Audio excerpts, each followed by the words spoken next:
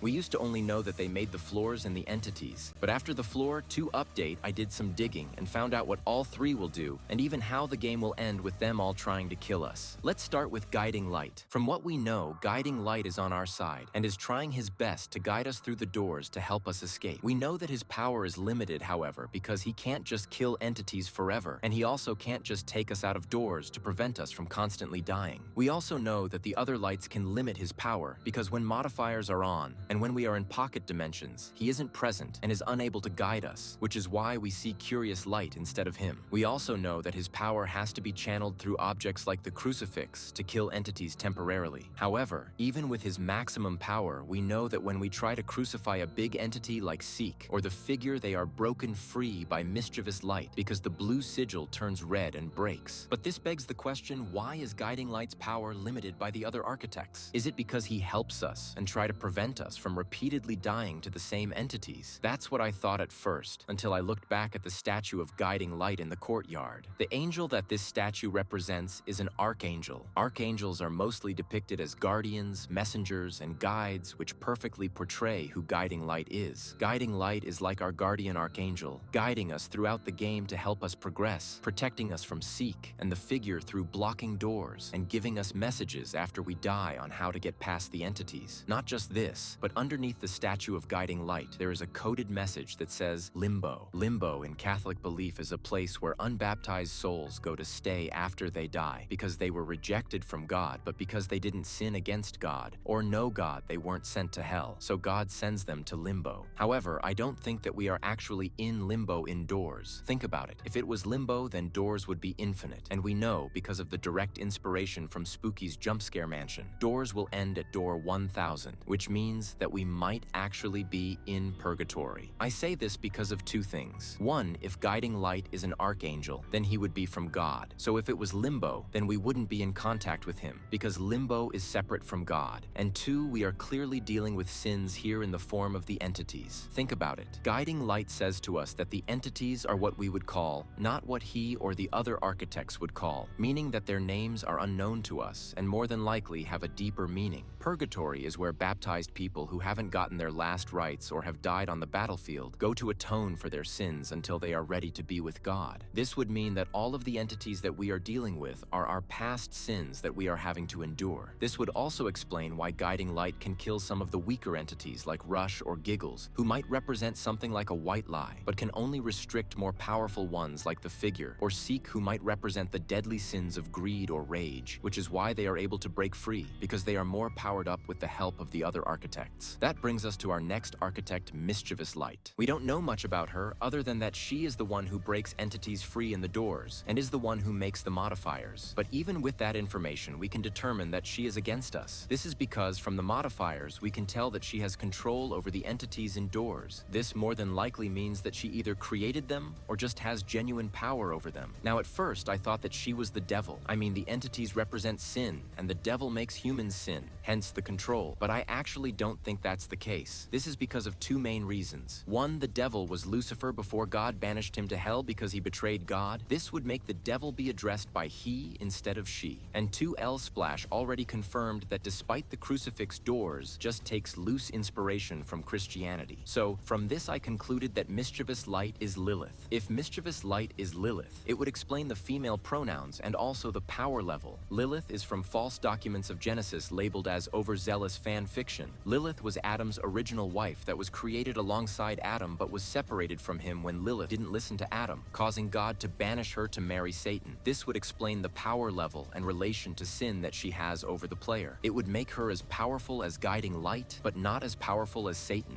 This would also mean that she is trying to drag us down to hell and make us give up on trying to redeem ourselves in purgatory, which would stem from her hatred for all of humanity and God after what God and Adam did to her. So from this, we know that doors take place in purgatory and is based off of Catholicism and Bible fan fiction like Lilith, which would also make the God of the Doors universe being much more vague and indirect, making the God of the Doors universe Curious Light. Now I know that sounds like a huge stretch because we've barely got to know anything about Curious Light. The most that we've seen of him has been in the rooms and the back doors that we weren't even supposed to go into in the first place. But what if I told you that from these interactions alone, he almost completely tells us who he is? does. When we meet Curious Light, he doesn't say you died, he just says, oh, you're dead, and then proceeds to not help us much on what to do. He more or so expects us to be better, like how the God portrayed in the Lilith story expected her to be better, and also was much less helpful than the God in the Christian Bible. More proof of this would be how Curious Light has the ability to make objects like the levers in the back rooms which the other lights can't do, meaning that he is a creator of some sort, possibly hinting at him creating doors. This would mean that he has the capability to take us out of the back rooms, but instead chooses to just help us and see if we can endure, just like how the God in Catholicism would make soldiers have to deal with their sins instead of just helping them directly. And the icing on the cake to all of this would be the painting that shows all three lights, which shows Curious Light being much bigger than all of the other lights, which hints at him being vastly more powerful than all of the other lights, similar to how God is more powerful than his angels, further confirming that he is the God of doors. Now you might be wondering why this video isn't over. Well, I came across this line from Curious Light that says, "The back rooms are as old as the hotel." Now this seems decently normal, but the way he says this rubs me the wrong way. He says it like he was there when it was created, implying that he didn't create the back rooms or the hotel. And past this, Curious Light straight up insults us and tells us to quit. Even if it's a false version of God like the one depicted in Lilith's story, I doubt the developers wouldn't stray away from the basic morals and judgment of the Christian/Catholic God. So who is Curious Light? Well, what if I told you that he is actually the devil? Let me explain.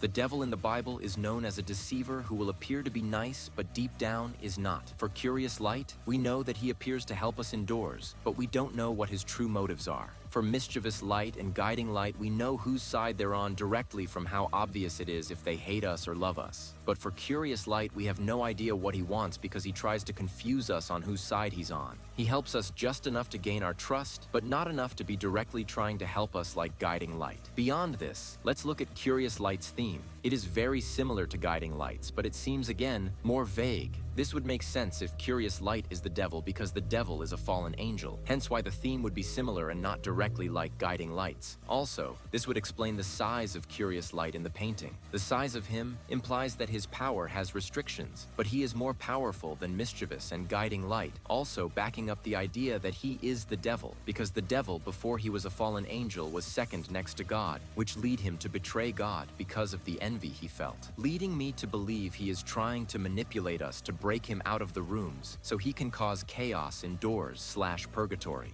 Think about it. Curious Light never tries to directly stop us because he knows that he can't in the rooms. If we die in the rooms, we just get sent back to the doors and we can still escape purgatory. It seems like Curious Light is stuck in the rooms and can't get out due to a restriction put on him by God or an angel like Curious Light, hence why he would need to break out to go interfere with the doors. Past this, at the end of the rooms, we are greeted with a large void-filled room that leads us to a glowing door. Let's focus on the void.